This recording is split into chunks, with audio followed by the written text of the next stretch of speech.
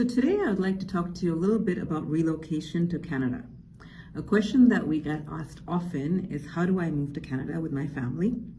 And what a lot of people don't realize is that moving to Canada works on a points-based system. And one of the first things you need to look at is if you are eligible to create a profile in something called Express Entry. Express Entry is a system that the Government of Canada put together for people to be able to easily apply online for immigration. And one of the first things you need to check is if you meet the minimum points required. That will be 67 out of 100 points before you can create an Express Entry profile. What determines whether or not you make enough points? Well, you need to look at your education, your work experience, your age. Do you have any relatives in Canada? What is your level of language ability in English and or French? And there are a number of other factors that can also be involved. So if you go online and you look up Express Entry selection criteria, you will see what factors are involved, and it's very easy to understand whether or not you can meet the points. Once you see that you meet at least 67 out of 100 points, you know that you're eligible to create a profile in Express Entry, but that's not all. There's another point system that is important, which is a comprehensive ranking system, or the CRS score.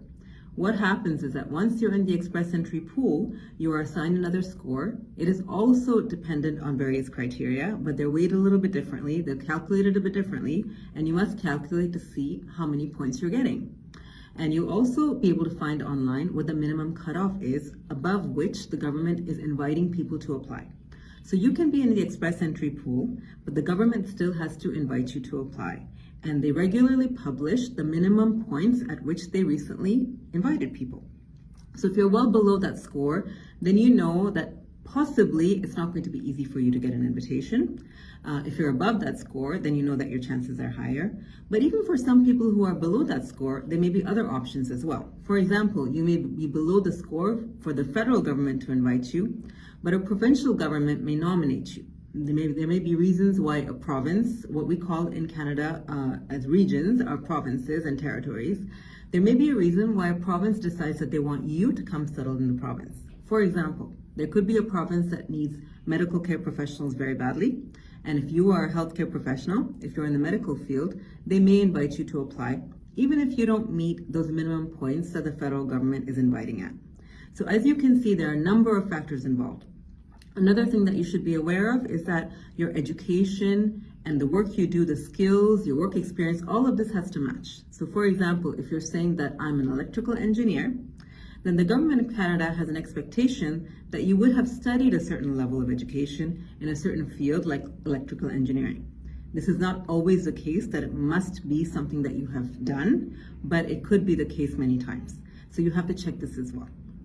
Other factors that come into play are criminal inadmissibility. Eventually, if you go far along enough in the process, they will be checking to see if you have a criminal background, and also medical inadmissibility. So there are certain medical factors that may deem you inadmissible for Canada.